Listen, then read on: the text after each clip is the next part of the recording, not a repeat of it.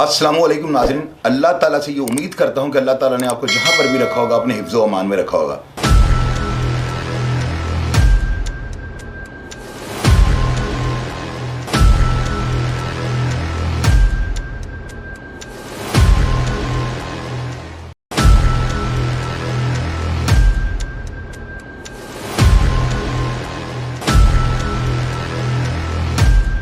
नाज़रीन, मैंने 2 दिन पहले आपको एक प्रोग्राम जो है वो जेलों के हवाले से मेरे पास किसी मुलाज़िम का जो लेटर आया है जिसने बड़े खुफिया तरीके से जो है ना जेल के अंदर होने वाले काले जो मामला थे, जो उन्होंने अपनी अजारादारी कायम की हुई थी या जिस तरह से भी जो मामला था उसमें मुझे बड़ा कॉन्फिडेंशियल लेवल पे जो है ना जाकर उसने मुझे एक लेटर भेजा। और मैंने चूँकि वो आज ख़ुद मेरे पास आया था और वो आके उसने मुझे खुद आके वो सारे मामला बताए, तो मेरे साथ कोई बंदा भी झूठ नहीं बोल सकता। मैंने उसकी सारी बात सुनी, मैंने उससे वो लेटर लिया जिसमें वो सारे ठेका जात या जो भी मामला थे ना वो मैंने पढ़े और मैंने आपको जो है बिल्कुल उसी तरह तरतीब के साथ वो पढ़ के सुनाए। अब उसके ऊपर जो है आज जो सरकारी मशीनरी थी वो सारी हिली थी और मैंने सुबह मिर्ज़ा शाहिद सलीम बेग साहब जो हमारे आईजी जेल खाना जात इस वक्त मौजूदा हैं, तो मैंने उनको जब उनसे रब्ता किया और उनसे सारे हालात के बारे में जो मैंने प्रोग्राम किया है, ज़ाहिर है उसको मैंने फॉलो भी तो करना है ना, मैंने ये भी तो देखना है कि मेरी ख़बर पर एक्शन हुआ या नहीं हुआ। क्योंकि अक्सर जो लोग हैं ना, जो सोशल मीडिया पे जो लोग काम कर रहे हैं या जो सहाफ़त के साथ जिन लोगों का जो पेशा जिनका सहाफ़त है, वो मुझे अभी अपने इस मैदान में खेलने के लिए जो है ना एक्सेप्ट नहीं कर रहे।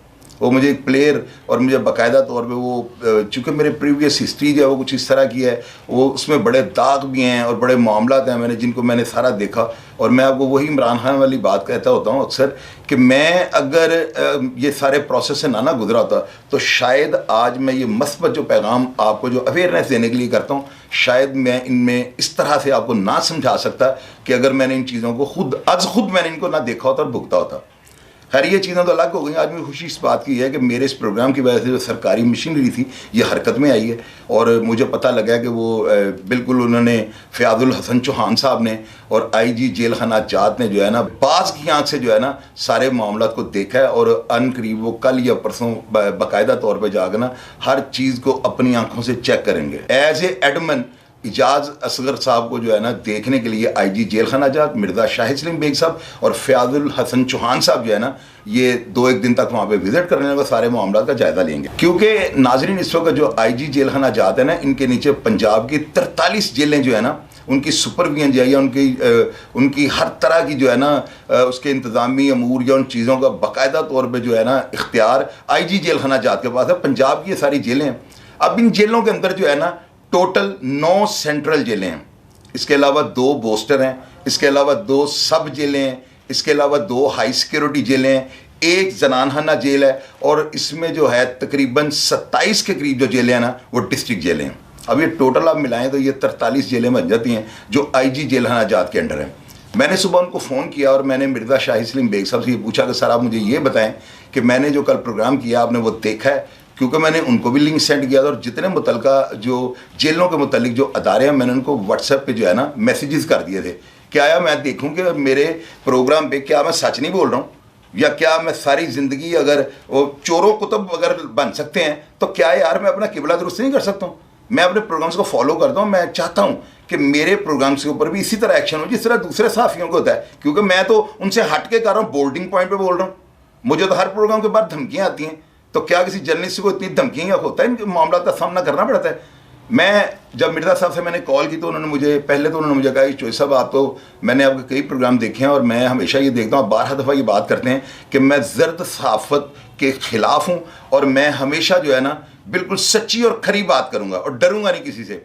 लेकिन आपने ये जो प्रोग्राम किया है, क्या आपकी ये रिस्पॉन्सिबिलिटी नहीं थी कि आप इस प्रोग्राम को करने से पहले, मैं आईजी जेल खाना जात हूँ, मैं तमाम जेलों का जो है ना पंजाब की जेलों का मेरे पास इख्तियार है कि मैं कोई भी किसी किस्म की शिकायत है तो उसको मैं वॉच करूँ और उसको मैं बाकायदा उसकी मैं इंक्वायरी करूँ कि उसमें क्या मामला हैं।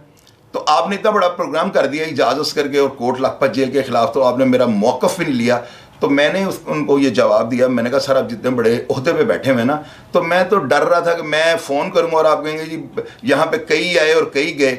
लेकिन मुझे इस बात की इतनी खुशी हुई है कि जब मैंने उन्हें कहा ना कि सर मैंने तो इसलिए नहीं कहा कि मुझे कौन देखता है, तो आईजी साहब के अल्फाज थे कि चौधरी साहब आपके प्रोग्राम को लोग देखते हैं, लोग बड़ी बारीकी से देखते हैं। बल्कि मैं तो ये गारंटी से ये बात कर सकता हूँ कि आप ही के प्रोग्राम को लोग ज़्यादा देख रहे हैं, तो मुझे बड़ी खुशी हुई। फिर मैंने आईजी साहब से ये पूछा कि आप मुझे ये बताएंगे मैंने प्रोग्राम किया, क्या ये इस तरह हो रहा है? उन्होंने मुझे हर तरह से बिल्कुल मुतमिन करने की कोशिश की और उन्होंने कहा कि अगर इसमें से एक बात या एक ठेके वाली बात भी अगर दुरुस्त निकल आई तो इजाज़ असगर को मैं लाहौर नहीं बल्कि पंजाब की किसी जेल में नहीं रहने दूंगा। ये मेरी उनके साथ बात हुई है। बहरहाल उन्होंने मुझे यही कहा है कि मैं बिल्कुल अपने तमाम सुपरिटेंडेंट्स की अगर कोई भी किसी बदउनवानी में या किसी ऐसी एक्टिविटी में मुलव्वस होगा तो उसका जिम्मेदार मैं हूँगा। यानी इतने कॉन्फिडेंस से उन्होंने अपने मेरी उस प्रोग्राम को जो है ना उसके बारे में अपना जो है उन्होंने दिया है, मुझे मौक़िफ़ दिया है। खैर नाज़रीन, अब मैं आपको ना मिर्ज़ा शाहिद सलीम बेग साहब और आज कैंप जेल में गया हूँ। मैंने आईजी साहब को बताया कि जी ठीक है, मैं मौक़िफ़ वगैरह तो मैं नहीं ले सकता हूँ, लेकिन मैं आज खुद जाके जो है ना सारे मामला का बाकायदा तौर पे जायज़ा ले सकता हूँ। हो सकता है कि जिस तरह के हालात हमने जेलों में देखे हुए हैं, आज जेलें चेंज हो गई हूँ। मैं तो कभी जेलों में इस तरह नहीं गया हूँ कि बैठ जाकर मुलाकातियों से पूछ लूँ, और ना ही मेरा ये स्टैंडर्ड है कि मैं मुलाकातियों से पूछना शुरू कर दूँ। ज़ाहिर है उनमें कई तपे होते हैं, उल्टी सीधी बातें करेंगे, तो मैं बिल्कुल अल्लाह के हुक्म से जो है ना बिल्कुल सच्ची बात करने की कोशिश करता हूँ, और मैं आपसे बातें भी वही करूँगा जो मैंने आज खुद अपने कानों से सुनी हूँ। मैं आईजी साहब को जो है ना मिर्ज़ा शाहिद सलीम बेग साहब को ज़्यादा तो नहीं जानता हूँ, लेकिन मुझे उनके दफ्तर जाकर उनके स्टाफ से और जो मैंने उनके बारे में जो मामला इकट्ठे किए हैं, ये डायरेक्ट सुपरिटेंडेंट जो थे ना ये भर्ती हुए थे, और इन्होंने जो है ना राजनपुर में जो है अपनी तैनाती और ज्वाइनिंग जो है ना पोस्ट वहाँ पर इन्होंने स्टार्ट की थी अपनी नौकरी का आगाज़। ये पीछे से सियालकोट में सियालकोट के ये रिहायशी हैं, और आपको मैंने बता चुका हूँ कि 43 जेलें जो है ना इस वक्त इनके अंडर हैं। और आईजी मिर्ज़ा शाहिद सलीम बेग साहब इनकी ज़्यादा सर्विस जो है बहावलपुर जेल में, ज़्यादा सर्विस इनकी अडयाला जेल में और गुजरांवाला जेल में रही है। 3 जेलों के अंदर तकरीबन इनकी तमाम जो आईजी से नीचे रैंक की ड्यूटी थी वो 3 जेलों में कंप्लीट हो चुकी है। अब नाज़रीन आप ये देखें कि मैंने इनसे पहले जो सरफराज मुफ्ती, मैंने इनके पहले चौधरी अफजल गुज्जर, मैंने मलक मुबशर, मैंने सालक जलाल, मैंने यहाँ पे अब्दुल सत्तार आजिज़ साहब को, मैंने यहाँ पे बड़े बड़े डीएजी और आईजी, मैं इनको फ़ारूक नज़ीर साहब, मैं इनको आज खुद सबको मिला हूँ, लेकिन उनकी जो है ना वे ऑफ टॉक और उनका क्लाइंट से जो मिलने का तरीका कर था, ज़ाहिर है अगर मैं किसी को मिलने जाता था तो आधा पौना घंटा तो मैं उसके दफ्तर में बैठता हूँगा, तो मैं वहाँ पे आने वाले साइलिन से जो उनका रवैया देखता था ना, एक तो बात ये आपको लिखी पढ़ी बताने लगा कि मिर्ज़ा शाहिद सलीम बेग साहब का जो है ना अपने क्लाइंट्स और अपने साइलिन के साथ मिलने का तरीका करना उन सबसे मुख्तलिफ है। बड़े प्यार से मिलते हैं, बल्कि यकीन करें कि बाज़ को तो इस तरह लगता है कि वो हर बंदे को जो है ना वो एक बड़े काजी और बड़े मोहब्बत के साथ, ये जो बातें मैं आपको कर रहा हूँ ना, नीचे पूरे पाकिस्तान में जो भी लोग उन्हें जानते हैं वो बताएंगे कि मैं जो बात कर रहा हूँ ये जेन्युइन है।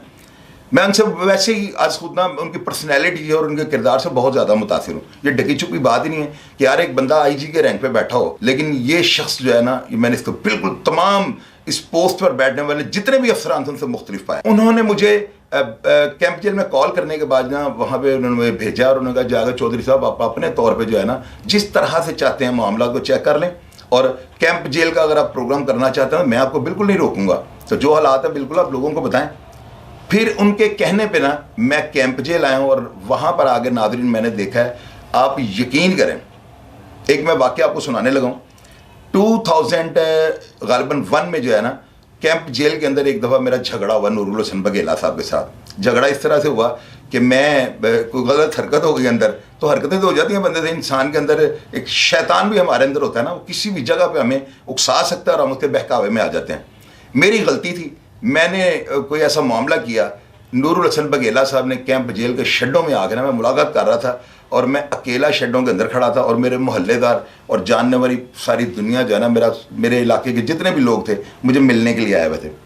नूरुल हसन बघेला साहब अंदर आए हैं, तो नाज़रीन आप यकीन करें ये बात आपको मेरे अलावा कोई और बंदा जिसके साथ ये वाक़या होगा वो कभी भी आपको ये बयान नहीं करेगा।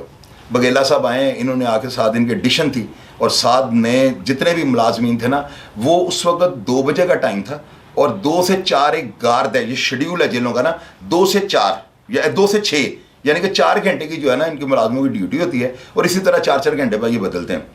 मैं चूँकि मुलाजमीन जो पुराने थे, वार्डन्स जो थे वो मुझे जानते थे, ये तमाम जो मुलाजमीन 2 बजे अंदर एंटर होते हैं ना गार्ड, ये सब बुर्जों पे ड्यूटी देने वाले और ये पतरा चलाने वाले और कोर्ट मौके के साथ गश्त करने वाले कांस्टेबल होते हैं। ये तकरीबन ना यंगर होते हैं और ये बिल्कुल छोटे बॉयज़ होते हैं, नई भर्तियाँ होती हैं, इनको ट्रेनिंग के लिए जो है ना दूर दूर अभी जेल की हदूद से रखा जाता है। ये नए मुलाजिम थे सारे, बघेला साहब के साथ ये अंदर एंटर होते हैं और ये आते ही बघेला साहब ने मेरे यहाँ पे मुझे वो जो है बैंत मारा और उसके बाद नादरीन मेरे साथ क्या हुआ है ये मैं नहीं आपको बताऊंगा, कमेंट बॉक्स आप पढ़िएगा, लोग आपको बताएंगे।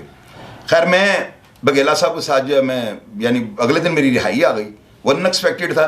जितनी दफ़ात और जितनी बड़ी वो FIR थी वो उसमें नहीं कोई बंदा, बल्कि मैं खुद जो था वो हैरान हूँ कि मेरी अगले दिन बेल किस तरह हो गई।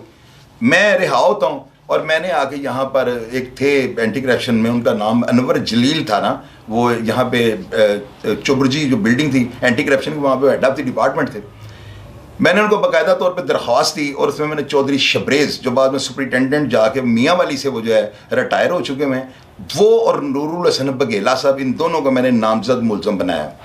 अब FIR जो थी वो उनके खिलाफ में दर्ज करवाने के लिए पूरा जोर लगवाया। मैंने अपने गवाह जो थे उनके ऊपर वो भुगतवाए, बाकायदा तौर पर अपनी एविडेंस वहाँ पर रिकॉर्ड करो। और एंटी करप्शन का एक प्रोसेस होता है, वो FIR दर्ज करने से पहले इंक्वायरी करते हैं।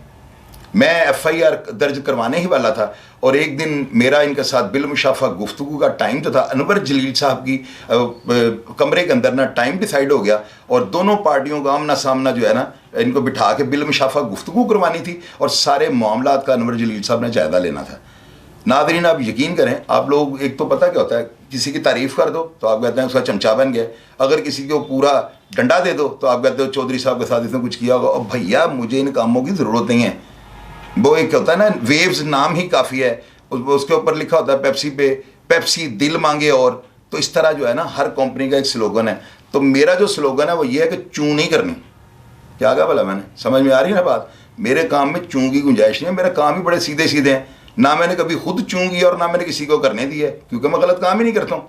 तो मुझे ये अपने गोरख धंधा मैंने नहीं खोला हुआ कि मैंने किसी को ब्लैकमेल करना है तो मैंने मुलाकातें करनी है या मैंने इस तरह करना है। मेरा एक अपना मैं एक लैंडलॉर्ड आदमी हूँ। खैर नाज़रीन, मैंने ना बघेला साहब के साथ जब मेरा आमना सामना होता है ना तो मैं बड़ी इश्तियाल, बड़े गुस्से में था ना। आप यकीन करें या ना करें, मैंने बघेला साहब का मैंने कहा मैं आपको ऐसा रगड़ा लगाऊंगा ना कि इंशाअल्लाह ताला अब महकमे की ये ड्यूटी छोड़ देंगे और आप कहेंगे मैं कहीं पर जाकर ना नायब कासद भर्ती हो जाऊँ। सो ये असिस्टेंट सुपरिटेंडेंट थे। इस बंदे को मैंने ना थोड़ा सा इमोशनल हो गया ना, डायलॉग्स इनके साथ बोले हैं ना, तो इस बंदे ने मुझे पता क्या जवाब दिया। ये आज भी मेरे इन अल्फाज की बाद गश्त आज भी मेरे कानों में जो है ना गूंज रही है। बघेला साहब ने मुझे कहा था कि यार शाहिद चौधरी आपने ठीक है मेरे ऊपर एंटी करप्शन आप ट्राई कर रहे हो, आपका हक बनता है, मैं आपको इस चीज़ से मना नहीं करता हूँ, लेकिन एक बात याद रखना, जो आप मेरे साथ कर रहे हैं ना ज़्यादती कर रहे हैं। मैंने कोई आपके साथ ज़ाती मुफाद नहीं, मैंने कोई पैसों की डिमांड आपसे नहीं की थी, मैं तो आपको जानता भी नहीं था। तो आपको ये भी पता है गलती आपने की थी। तो अगर मैंने आपको पनिश किया है तो क्या ये मैंने कोई ज़्यादती की है? अगर तो मैंने किसी इलीगल बेनिफिट के लिए आपको कोई ब्लैकमेल करने की नीयत से आपके ऊपर प्रेशर डालने के लिए कुछ किया है तो फिर तो ठीक है, आपकी और मेरी लड़ाई बनती है। लेकिन अगर आप ये समझते हैं कि मैं इस FIR से डर जाऊंगा, तो मैं जिस दिन महकमा जेल खाना जात में भर्ती हुआ ना, तो इससे पहले बहुत ज़्यादा सुपरिटेंडेंट सिब्त हसन नकवी वो अपने गोदाम और स्टोर कीपर के साथ कलदम तंजीम के कुछ जो थे शूटर, उन्होंने उनको ये मॉडल टाउन के पार्क में उनको जो है ना शहीद कर दिया था। वर्दी में थे वो। तो बघेला साहब ने मुझे उनका नाम लेकर बताया कि मेरे भर्ती होने से पहले जो है ना काफ़ी सारे सुपरिटेंडेंट और जेल के वो करामुल्ला नियाज़ी इस तरह के काफ़ी अफसर कत्ल हो चुके हैं। तो मैं तो अल्लाह ताला से ये दुआ करता हूँ कि अगर महकमा जेल खाना जात में अगर मुझे किसी अंधी गोली का निशाना बनना पड़े तो अल्लाह ताला करे कि उस टाइम मेरे वजूद के ऊपर मेरी ये वर्दी हो जो इस चीज़ की गवाही दे कि मैं अपनी ड्यूटी के दौरान जो है ना कत्ल कर दिया गया हूँ या मुझे मार दिया गया। तो अल्लाह ताला की ज़ात मेरा ये देख के तो मुझे शायद जन्नत में कोई जगह दे दें। मुझे उस शख्स के अल्फाज देख के ना और उसकी जो होती है ना बॉडी लैंग्वेज बात करते हुए, मैं भी कर रहा हूँ तो कुछ आप देख ही रहे हैं। तो मैंने जब उनको देखा है ना बघेला साहब को, तो यकीन करें मुझे झटका लगा। मैंने कहा यार बंदा जो है ना, ये बंदा जेन्युइन है कि मेरे सामने खड़ा हो गया कि बंदा असिस्टेंट सुपरिटेंडेंट क्या है वो, मुझे बताएं क्या होगा वो असिस्टेंट सुपरिटेंडेंट। तो मैं उसको बड़ा ईजी ले रहा था ना, उसकी इस बात ने जरा मुझे लाजवाब कर दिया।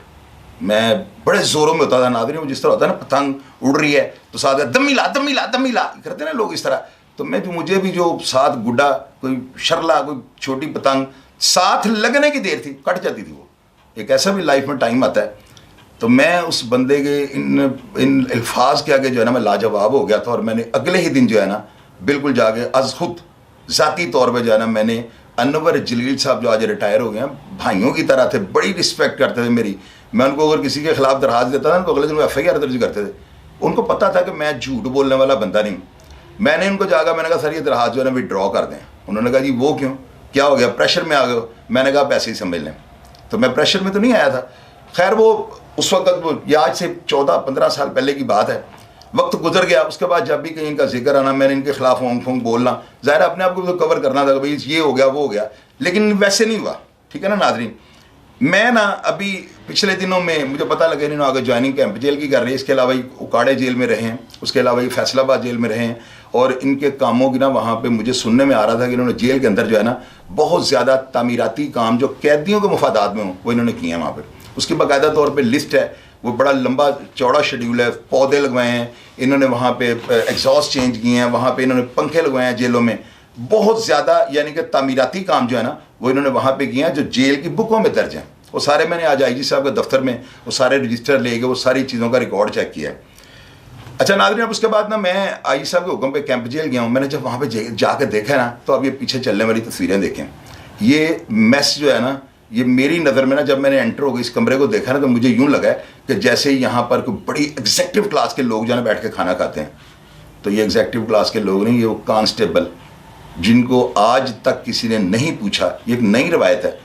मैं ये समझ रहा था कि जेल में अभी कानून की पासदारी है, लेकिन नहीं, बघेला साहब ने आके जो है ना एक अच्छी रवायत को कायम करने की कोशिश की है, ताकि आइंदा भी अगर कोई सुपरिटेंडेंट आकर इस सीट पे बैठे तो उसको इन कामों से बहुत ज़्यादा जो है रहनुमाई मिलेगी कि यार ये मुलाजम अब एक तरफ कैदियों की बका के लिए काम कर रहे हैं, कैदियों के जो ऊपर है ना, वो मैंने आपको बताया है कि एक पेशावर औरत जो है ना उसकी कमाई अगर दुनिया में किसी के ऊपर जायज़ है तो वो वाहद कैदी होता है। तो अगर आप सुपरिटेंडेंट को देखेंगे वो कैदियों के लिए बड़े इस्लाही काम कर रहा है और अमले के साथ उसका रवैया मनफी होगा, तो ऐसी सूरत हाल में जो है ना बदवा उसे बाहर मुलाजमिन की भी लग सकती है। मुलाजमिन के बारे में कभी किसी ने नहीं सोचा। तो मैंने जब ये रूम देखा ना तो मैं बड़ी खुशी मुझे हुई कि यार इस तरह के कमरों में मुलाजमिन रोटी खाते हैं। अब ये पीछे लॉन्ड्री है, ये मुलाजमिन जो है उनकी वर्दियों को धोगे उसके बाद यहाँ से प्रेस होकर मिलती है उनको, ताकि इन बेचारों को सरफ और ये स्त्री वगैरह की जो है ना मुसीबतें वो ना देखनी पड़े। सहूलत में आ गई है। उसके बाद ये सारे रूम्स वगैरह आप देखें, पीछे ये बैरकें, ये सारा ये टोटल जो है ना ये नूरुल हसन बघेला साहब के आने के बाद ये सारे काम हुए हैं। नाज़रीन, उसके बाद मैं नूरुल हसन बघेला साहब को मिला हूँ। मैंने जाकर उनको कहा जी आप मुझे ये बताएं आपकी रोटी का वेट कितना है। उन्होंने मुझे बताया जितना वेट होना चाहिए उतना ही है। उसके अलावा जो मैंने उन्हें पूछा कि आप लंगर के बारे में आपकी क्या सूरत हाल है, उन्होंने मुझे ये कहा कि पहले जो सुपरिटेंडेंट साहब यहाँ पे होते थे ना वो वही मैनुअल देते थे, जेल की तरफ से जो है ना एक अनाउंस हुआ होता था। तो मैंने आकर जो है ना यहाँ पर सुबह नाश्ते में जो वो पराठा एक रोटी को कहते थे, वो बिल्कुल खुश्क रोटी होती थी, लेकिन वो चाय में भिगो गए, चाय भी थोड़ी नरम होती थी। इनसे पहले असदुल्ला वड़ाई साहब थे, वो काफ़ी ज़्यादा बेहतर काम, और मैंने आपको बताया कि उनके बारे में तो मैं किसी से बात भी नहीं सुनता हूँ, डेड ऑनेस्ट आदमी थे। अब बघेला साहब ने आगे जो उनकी पॉलिसी थी ना उसमें भी तरामीम की हैं। उन्होंने क्या किया जी, उन्होंने सुबह कैदियों को हलवा भी दे रहे हैं हफ्ते में एक दिन। कैदियों का जो लंगर है ना, उन्होंने मुझे कहा चौधरी साहब आपके पास बड़ी बाज की आंख है, तो आप अपने तौर पे जो है ना इंक्वायरी कर लें कि लंगर लोगों को किस तरह का मिल रहा है। लोगों ने बहुत ज़्यादा तारीफ की है। अब उसके बाद जो है ना मैंने बघेला साहब को ये कहा कि सर आप मुझे ये बताएं कि आपने कैंप जेल के अंदर आने के बाद कैदियों के लिए कौन से इस्लाही जो काम है वो किए हैं। उन्होंने मुझे बताया कि मेरी जेल के अंदर जितनी भी बैरकें हैं ना, कम से कम 8 से 9 बैरकें हैं, उन तमाम बैरकों के अंदर 2-2 जो है ना कम्बोर्ड इन्होंने लगवाए हैं। पहले ये काम नहीं था। उन्होंने ये कहा कि अगर कोई शख्स बीमार आ जाता है उसको हम ये जो है कम्बोर्ड वाली चक्की, जिसका पता है कि ये बेचारा बैठेगा, होता है ना घर में जो बुजुर्ग अफराद होते हैं तो उनको प्रॉब्लम हो जाती है, वो कहते हैं यार कम्बोर्ड हो तो हम ईजी बैठ के अपना जो है ना टॉयलेट अटेंड कर लेंगे। बघेला साहब ने उनके लिए जो है ना हर बैरक के अंदर 2-2 कम्बोर्ड लगाए हैं। उसके बाद जो नशई बैरक हैं जिनमें नशा बेचने वाले या नशा पीने वाले अफराद की जो उनको कभी किसी ने नहीं पूछा था, तो बघेला साहब ने जो है ना वहाँ पर भी आके उन बैरकों के अंदर एक कम्बोर्ड भी लगवा दिया, ताकि अगर कोई बंदा जो बैठ के ना उठ सके तो उसकी सहूलत के लिए बहुत बड़ी सहूलत है।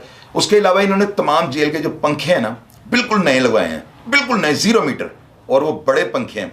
उसके अलावा बघेला साहब ने ये किया कि लंगर के अंदर ना एक बहुत बड़ा फ़ैन लगा हुआ था, और उन्होंने उसकी स्पीड को चेक करते हुए ना उस एग्जॉस्ट की, वो काफ़ी कोई बड़े साइज़ का था, तो उन्होंने वो भी चेंज करवाया। उसके अलावा उन्होंने लंगर का जो है मैनेजमेंट उसको बहुत बेहतर किया हुआ है। उसके अलावा 7,500 की तादाद में पौधे जो हैं वो जेल के अंदर लगे हुए हैं। अब आप पूछेंगे मुझे कैसे पता है, और भाई मैं देख के तो मैं आपको बता रहा हूँ ना। उसके अलावा जो है ना मैंने मुलाजमीन से भी ये पूछा है कि इनका रवैया, क्योंकि मेरे प्रोग्राम में जो बंदा था उसने ये कहा था कि बघेला साहब का रवैया जो है ना ये मुलाजमीन के साथ बड़ा सख्त होता है। मैंने मुलाजमीन से बाहर से पूछा है और मैंने कहा यार मैं अंदर है दसो सही कि बघेला साहब का की तुहाडे नाल तुहानूं होए तो करते हैं यकीन करें मुझे मुलाजमिन ने कहा कि चोई साहब उन्होंने की हुए तो करना है। बघेला साहब जो है ना वो तो हमारे लिए यहाँ पे एक फरिश्ता सख्त इंसान साबित हुए हैं। मैंने कहा वो कैसे? उन्होंने कहा चोई साहब तुम साड़ियाँ बाहर बैरक देखो, तुम देखो कि बघेला साहब ने बाहर आकर मस्जिद बनाती है। हालांकि उसमें वहाँ पे 500 या 400 बंदे नमाज नहीं पढ़ सकते, वहाँ पे 30 या 25 बंदों की गुंजाइश है टोटल। लेकिन आप ये देखिए कितना खुश आइंद इकदाम है कि मस्जिद जो है ना उसकी तामीर कर दिया बाहर उन्होंने। और उसके अलावा और भी काफ़ी मैं देखा था, उन्होंने वो जो भर्तियाँ वगैरह वो नीएँ शीएँ जो उन्होंने खोदी हैं और कमरे वगैरह को बैर के शहर के इस तरह का काम तैयार हो रहा है। अच्छा, उसके अलावा नाज़रीन जो है ना कैंप जेल के अंदर जो है ना टोटल 32 जो फ़ोन है ना ये जो उसके अलावा नाज़रीन जो 32 फ़ोन थे ना PTCL के, जिन पे कैदी अपने घरों में बात करते थे, पहले ये लगे हुए हैं 32। अभी इनके लिए जो है ना PCO के लिए कैंप जेल का जो चक्कर है ना, ये जेल की दरमियानी जगह होती है, इसको चक्कर कहते हैं। वहाँ पर सारा अमला बैठ कर ना पूरी जेल की मूवमेंट को चेक कर रहा होता है। उसके साथ ही सामने ना एक और PCO बन रहा है, उसमें 45 नए जो है ना PTCL के फ़ोन लगने लगे हैं, ताकि अगर पहले 50 कैदियों के नंबर हैं फ़ोन पे बात करने के, दिन वाइज होता है ना, हफ्ता इतवार पीर, और जिस तरह कैदियों के केसेस इस तरह उनको डिवाइड कर उन्होंने मैनेज किया होता है। तो जाहिर है पहले 30, 35 या 40 बंदे एक टाइम पे बात कर सकते हैं। अब इनकी तादाद को बढ़ाने के लिए ताकि ज़्यादा लोग इस सहूलत से फ़ायदा उठा सकें, एक और PCO जो है ना वो अंदर नया बन रहा है। तो आप अंदाज़ा लगाएं कि ये खुशाइंद इक़दाम है। उसके अलावा मैंने बघेला साहब ने कुछ ऐसे सवाल किए हैं जो किसी भी जर्नलिस्ट को नहीं पता। मैंने बघेला साहब ये पूछा कि बघेला साहब मुझे ये बताएं कि जेल के अंदर क्या 9 नंबर वार्ड जो है बच्चों का वार्ड, उसके लिए आपने क्या किया हुआ है? तो मुझे बघेला साहब ने कहा जी इसका जवाब मैं तो डेफिनेटली अपने आप को डिफेंड करूंगा, आप अज खुद अपने तौर पर ज़रा पूछें। मैं वहाँ पर खड़ा हो गया, इतनी देर में कैदियों का एक ट्रक जो है ना वो आया है। मैंने कहा बिन से जो है ना सारी बात निकालूंगा। मैंने उन कैदियों के ट्रक को जो है ना उनको उतरती मुलजमान को अंदर खड़ा कर लिया। सब मेरे जानने वाले थे, कुछ प्रोग्राम्स के हवाले से जानते हैं, कुछ मुझे वैसे जानते थे। मैंने एक दो खास से कैदियों से ये पूछा है, मैंने कहा यार मुझे ये बताओ कि बघेला साहब जो है ना वो कैसे कैदियों के साथ कुछ जुल्म या इस तरह का मामला तो नहीं करते? उन्होंने मुझे यकीन करें नाजरीन, जहाँ पे कल मैंने कोल्ड लखपत जेल की कोई इट से इट बजा दी है, तो यहाँ पे मैं रियायत करता? मुझे आप ये बताएं, मुझे तो सिर्फ एक सिरा पकड़ाएं तो गुड्डी में नीचे खुद उतार लूँगा।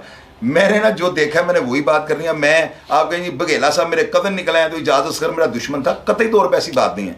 मैं एक मिसाल बनूंगा आप लोगों के लिए। यार शाहिद चौधरी का अगर कोई चढ़ गया ना, कोई अगर 2 नंबर शख्स, तो मैं उसको 1 नंबर नहीं बनाऊंगा, ये मेरी बात याद रखिएगा। अगर कोई 1 नंबर होगा तो मैं उसको 2 नंबर नहीं करूंगा। मैंने वो कैदियों से जब सारी बातें जानी, उन्होंने मुझे ये कहा कि बघेला साहब दौरा मिस नहीं करते हैं, और हर दौरे पे जो है ना तकरीबन 2 से 4 मिनट ये उस बैरक में ज़रूर खड़े होकर कैदियों से पूछते हैं कि यार अगर किसी को कोई मसला या कोई ऐसी चीज़ है, क्योंकि मैं दौरा करता हूँ तो इसका मेन मकसद ये है कि आपकी सफाई सुथराई को चेक करना है और आपकी कोई प्रॉब्लम से उनको सुनना है। लेकिन वो कहते हैं कि जी हम इनके इस रवैये से जो है ना बहुत ज़्यादा खुश हैं। इनसे पहले जो असदुल्ला बड़ाई थे वो तो एक लेजेंड है ना, वो तो उनका तो डेड लॉक लग गया। लेकिन बघेला साहब को भी जो है ना इन्होंने बड़े यानी बड़ी अच्छी उन्होंने बातें की हैं, मस्बत उन्होंने सब लोगों ने उनके बारे में कहा। 1-2 तो आपको पता है कोई ना कोई कान में ऐसी कोई बात कर देते, कानाफूसी कर देते हैं। खैर नाज़रीन, मैंने जो है ना सारे वो लोगों का जायज़ा लिया, मैंने बाहर आकर मुलाजमिन से पूछा, हर चीज़ को जो है ना मैंने बड़ी बारीक आंखों से देखा है। तो मैं नाज़रीन, मेरा कतई तौर पे ये मकसद नहीं होता कि मैं अपने को इलीगल बेनिफिट्स लेने के लिए किसी की ज़ात पे कीचड़ उछाल दूँ। मैंने नाज़रीन कोई कसर नहीं छोड़ी। मैंने, आप यकीन करें, मैं चाह रहा था कि मुझे कोई ऐसी कोई नेगेटिव बात भी मिले कि जो मैं आप लोगों को बताऊं और आप लोग यकीन करें कि मैंने प्लांटेड प्रोग्राम नहीं किया सिर्फ अपनी साफ गोई को साबित करने के लिए। तो जब मैं इस नीयत से वहाँ पे गया हूँगा तो मैंने कोई कसर छोड़ी होगी, मुझे आप बताएं। लेकिन नाज़रीन ऐसा नहीं था। मैं नूरुल हसन बघेला साहब का एहतराम करता हूँ। सबसे पहले तो ये कि जब वो असिस्टेंट सुपरिटेंडेंट भर्ती हुए 95 में, तो 97 में तो मेरा उनके साथ झगड़ा हो गया था। और ये 97 की मैं आपको जो है ना इनकी सोच बता रहा हूँ कि इस बंदे के अल्फाज ने मेरा कलेजा जो है ना वो एकदम उसको चीर के रख दिया था कि यार जेल का एक अफसर होगा, उसके अंदर इतनी जुर्रत और इतनी दिलेरी, ये इसकी साफ गोई की निशानी है। तो मैंने आज जाकर जब उन्हें देखा है ना, तो मुलाजमीन कुछ लोग कहते थे बड़े सख्त हैं, ये है वो है। तो नाज़रीन, जेल का एक सुपरिटेंडेंट जो है ना वो अगर बिल्कुल ही नरम हो जाएगा ना तो उसकी तो बात ही कोई नहीं मानेगा। वो एक एडमिनिस्ट्रेटर है जिसने बदमाशों को, गुंडों को, ऐसे लोगों को जो क्राइम करके अंदर गए हुए हैं, जिनके ऊपर कत्लों की, अगवा, बराए तवान की ढेरों मनों में जो है मनशियात में जो लोग हैं, उन सब की जो है ना उनकी हिफाजत, उन सब की जो है ना इस्लाह, उन सब की जो है ना एक सफ़ पे खड़े हो गए महमूदो अय्याज, ना कोई बंदा रहा ना कोई बंदा नवाज, ये सब सुपरिटेंडेंट की जो है होती है। कि शेर और बकरी को एक घाट पर से पानी पिलाना है, तो वो नरम मिजाज तो वो हो ही नहीं सकता ना। नरम मिजाज होगा कामयाबी नहीं। तो ये सारी चीज़ें जो है ना मैंने कैंप जेल जाकर देखी हैं। मैं बड़ा खुश हुआ हूँ, इतना को खुश हुआ हूँ ना कि यकीन करें मैं आपको बता नहीं सकता हूँ। और मैं बल्कि अभी तक मैं शशदर हूँ, यार वाकई ऐसे हुआ है, लोग वाकई इस तरह बघेला साहब के हक में बोले हैं। मुझे बड़ी खुशी है। फिर उसके बाद मैंने आईजी साहब को दोबारा कॉल की और मैंने कहा कि ठीक है सर, मैं आइंदा ये कोशिश करूँगा कि अगर मैं किसी, क्योंकि ये होता है कि हसास अदारे होते हैं, ये अदालतें हसास अदारे नहीं हैं या कोई और, ये FIA की बिल्डिंग है, ये हसास अदारे नहीं, हसास अदारे होते हैं जेलें।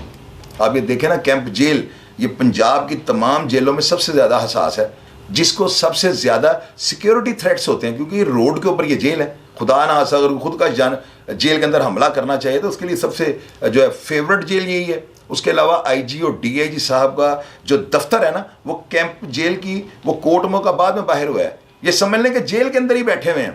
अगर किसी कैदी के साथ कोई जुल्म या जबर हो, वो ज़ोर से चीख मारे तो IG साहब के दफ्तर में जाएगी। तो मैंने उसके बाद IG साहब को जो है ना मैंने फ़ोन करके ये कहा कि जनाब अगर मैं आज यहाँ पर विज़िट ना करता तो यकीन करें कि मैंने नूरुल हसन बघेला साहब के भी खिलाफ ही प्रोग्राम करना था, क्योंकि लोग बाहर अजीबो गरीब किस्म की उनके बारे में बातें भी कर रहे थे।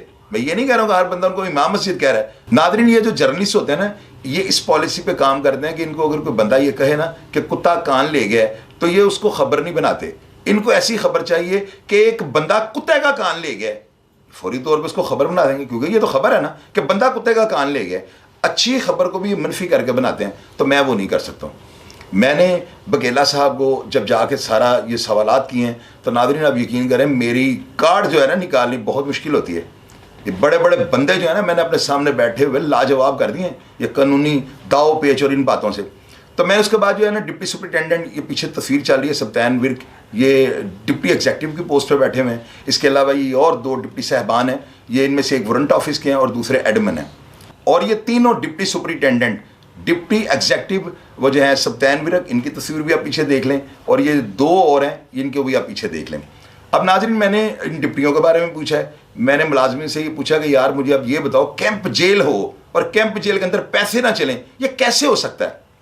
मुझे तो अभी तक जितने भी मुलाजिम मिले हैं ना, या जितने भी कैदी हवालातियों से मैंने आज बातें की हैं, मुझे उन्होंने हशर लिल्लाह, आप यकीन कीजिएगा, मुझे उन लोगों ने यही कहा है कि ये बघेला साहब जो है ना बहुत ज़्यादा ईमानदार, और बघेला साहब जो है ना बिल्कुल कैदियों के साथ ज़्यादती नहीं कर रहे। अब मैंने तो अपनी बातें कर दी आपसे शेयर, जो मैं देख के मैंने आपको बता दिया। कमेंट बॉक्स में आके आप अपनी राय से, जिस तरह आपने इजाज़ असगर वाले प्रोग्राम में कहा है, जिस तरह आपने आगे वहाँ पर कमेंट बॉक्स में अपनी राय दी है और मैंने आपको रिप्लाई किया है, इसी तरह आपने इधर भी आना है और अपनी राय से मुझे ज़रूर आगाह करना है। और अगर मैंने कोई गलत बयानी की है या मैंने कोई शोला बयानी कर दिया है, उसके ऊपर आप तनकीद कीजिएगा। मैं इंशाल्लाह कमेंट बॉक्स में आगे आपको रिप्लाई करने की कोशिश करूँगा। दूसरा ये कि मैं कोट लखपत जेल का जो है ना, मैं इंशाल्लाह ताला आपसे मेरा वादा, मैं कल या परसों मैं खुद जाऊँगा कोट लखपत जेल के अंदर जाके मैं खुद कंटीन वालों को मिलूंगा, मैं वहाँ पे बैरियर वालों को देखूंगा, इस्तकबालिये को देखूंगा। जहाँ तक मेरी रेंज हुई और मैं पहुँच सका, वहाँ तक पहुँचकर हालातों वाक़यात को जांचने की और आप तक पहुँचाने की मेरी जिम्मेदारी है। ये मेरा आप सब लोगों से वादा हो गया। मैंने जो कल प्रोग्राम किया था उस पर आज पूरी सरकारी मशीनरी हिल गई है। उसमें वो देख रहे हैं कि यार इमरान खान वज़ीर आज़म हो, फ़याज़ुल हसन चौहान मिनिस्टर जेल खाना चाहते हो, और इतनी बड़ी करप्शन अंदर हो रही है, ये इम्पॉसिबल है। अब ये जितनी मैंने स्टोरी आपसे शेयर की थी, अब ये स्टोरी जेन्युइन है या ये इसमें कोई उसने मुलाज़िम ने जो है कोई ज़ाती रंजिश निकाली है या ज़ाती ग्रिज निकाली है, इन तमाम हालात का मैं खुद जाकर जायज़ा लूँगा और इंशाअल्लाह ताला 2 से 4 दिन के अंदर अंदर मैं इसके ऊपर जो रिपोर्ट तैयार करूँगा वो आपसे शेयर करूँगा। अपना ख्याल रखिएगा जी और अपने बच्चों का भी ख्याल रखा करें। पाकिस्तान जिंदाबाद।